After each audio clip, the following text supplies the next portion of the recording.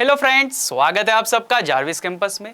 आज हम यहाँ पे बात करने वाले हैं कि अब तक हमने कुछ दो सॉल्ट प्रिपेयर किए थे और वो कैसे प्रिपेयर होते हैं और उसका क्या यूज़ है वो भी जाना था। अभी बाकी के जो दो सॉल्ट है जो यहाँ पे हम प्रिपेयर करने वाले यानी कि कैसे बनते, उसका फॉर्मेशन क्या है वो देखने वाले और साथ ही साथ उसका यूज़ क्या है वो भी देखेंगे।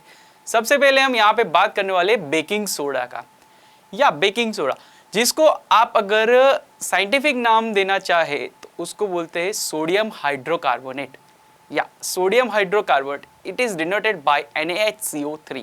ओके, अभी ये जो बेकिंग सोडा है वो लगातार आपको पता हो तो किचन में ज़्यादा यूज़ होता है, किचन में यूज़ होता है और वो भी बेकिंग सोडा। कैसे यूज़ होता होगा पता है आपको? तो कि हाँ, जो घर में मम्मी पकौड़ेज बनाती है वो पकौड़ों को थोड़ा क्रिस्पी बनाने के लिए ये बेकिंग सोडा यूज़ किया जाता है। या तो फिर आप ऐसा भी बोल सकते हो कि हमारे घर में जो केक बनता है, केक को फ्लफी बनाने के लिए, फ्लफी यानी कि स्पंची बनाने के लिए ये बेकिंग सोडा यूज़ होता है। जैसे कि जितना ज़्यादा बेकिंग सोडा यूज़ करेंगे उतना ही केक स्पंची और फ्लफी रहेगा, राइट। अभी यहाँ पे बात करें कि ये जो बेकिंग सोडा है वो बनता कैसे है, राइट। तो यहाँ पे ये जो बेकिंग सोडा है, जैसे हमने बात किया था हमारा कॉमन सॉल्ट था सोडियम क्लोराइड, उसी के यहाँ पे यूजिंग के थ्रू यहाँ पे वो बनता है। तो कॉमन सॉल्ट जो रहता है उसका एक्वियस फॉर्म यानी कि वाटर में डिजोल्व किया हुआ जो यहाँ पे सॉल्यूशन रहता है, उसके अंदर जब हम एमोनिया और कार्बन डाइऑक्साइड पास करते हैं तब जाके ये बनता है बेकिंग सोडा, राइट।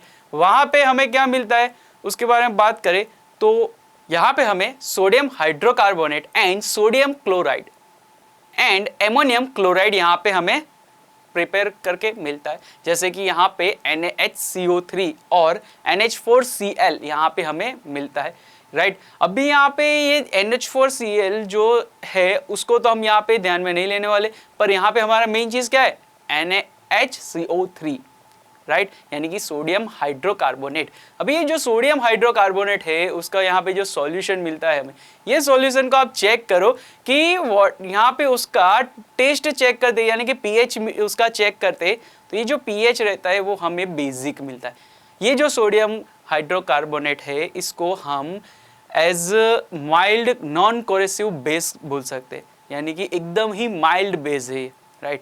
अभी ये जो सोडियम हाइड्रोकार्बोनेट है इसको अगर हम ज़्यादा हीट करते हैं, अगर इसको हम ज़्यादा हीट करते हैं तो हमें क्या मिलता है, Na2CO3 यानी कि सोडियम कार्बोनेट मिलता है हमें, राइट। ये जो सोडियम कार्बोनेट है उसका क्या यूज़ होता है, क्या है ये वो जानते हैं अभी। तो ये जो सोडियम कार्बोनेट है वो क्या है, वो हमें क्या है और उसका क्या यूज़ है वो अभी हम थोड़ी देर में जानेंगे। उससे पहले हमने ये जो बेकिंग सोडा का यहाँ पे फॉर्मेशन किया यानी कि वो प्रिपेयर किया, उसका यूज़ क्या है वो जानते हैं। बेकिंग सोडा जो है वो एक बेकिंग पाउडर बनाने में यूज़ होता है। आप बोलोगे बेकिंग पाउडर, या बेकिंग पाउडर और बेकिंग सोडा ये दोनों ही अलग चीज़ रहती है, राइट। यहाँ पे अभी हम बात करते हैं कि ये जो बेकिंग पाउडर है वो क्या है, तो कि बेकिंग सोडा जो है हमारा वो और माइल्ड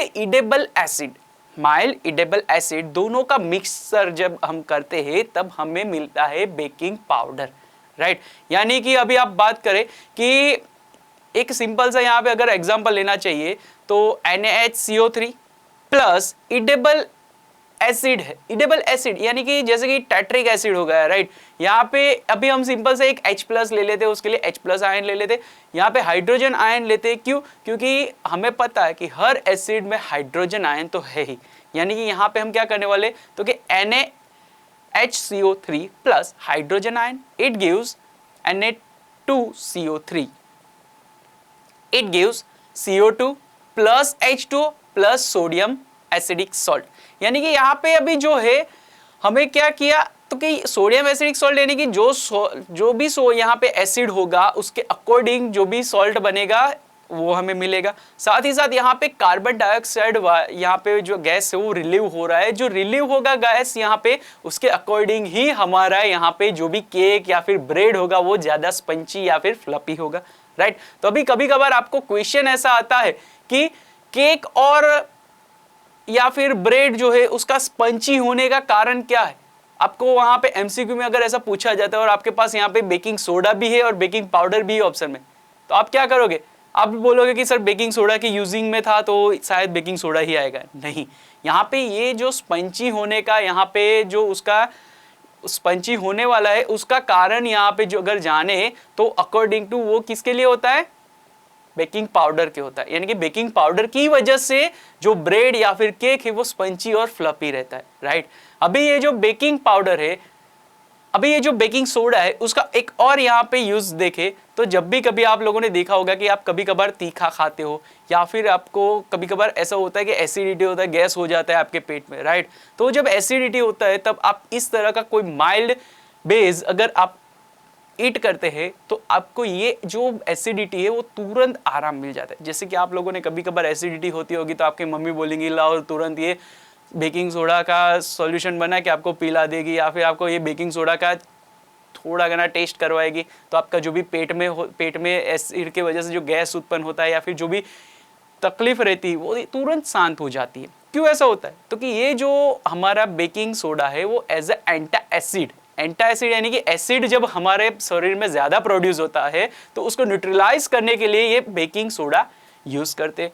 जैसे कि यहाँ पे एक और इसका एक यहाँ पे यूज है बेकिंग सोडा का, सोडा एसिड फायर एक्सटिंग्विशर। यानी कि आप लोगों ने कभी कभार देखा होगा कि बहुत बड़ी जगह जैसे कि सिनेमैक्स या मल्टीप्लेक्स या फिर मॉल्स वगैरह में आप लोगों ने फायर एक्सटिंग्विशर्स देखे होंगे। ये फायर एक्सटिंग्विशर्स में होता क्या है? तो यही होता है, सोडा और एसिड का मिक्सचर होता है वहाँ पे। ये जो फायर एक्सटिंग्विशर होते हैं वो जब भी आग लगती है तो डायरेक्ट उसके ऊपर थ्रो करते हैं तो आग जो होती है वो शांत हो जाती है, राइट। तो इसी का यहाँ पे यही फायदा है कि बेकिंग सोडा, ये जो फायर एक्सटिंग्विशर है उसके अंदर बेकिंग सोडा ही यूज होता है। अभी यहाँ पे हम बात करते हैं कि वॉशिंग सोडा क्या होता है, उसको कैसे बनाते हैं और क्या होता है उसमें, उसके बारे में बात करते हैं। तो कि आप लोगों ने देखा कि बेकिंग पाउडर क्या होता है या फिर बेकिंग सोडा क्या होता है। अभी ये जो बेकिंग सोडा हमने बनाया था उस टाइम बेकिंग सोडा को जब हम हीट कर रहे थे तब हमें मिला था क्या? Sodium carbonate. तो यहाँ पे हम बात करते हैं कि washing soda is another which obtain from the sodium chloride. यानी कि अभी हमने जो बेकिंग सोडा का यहाँ पे फॉर्मेशन किया था, यानी कि इसका प्रिपरेशन किया था, तब हमें मिला था एक कुछ Na2CO3 करके, याद है आपको, राइट। तो इसी को ही रिक्रिस्टलाइज करके जो हमें यहाँ पे मिलता है, क्या बोल रहा हूँ, इसी को ही रिक्रिस्टलाइज करके जो हमें यहाँ पे मिलता है वो है वॉशिंग सोडा।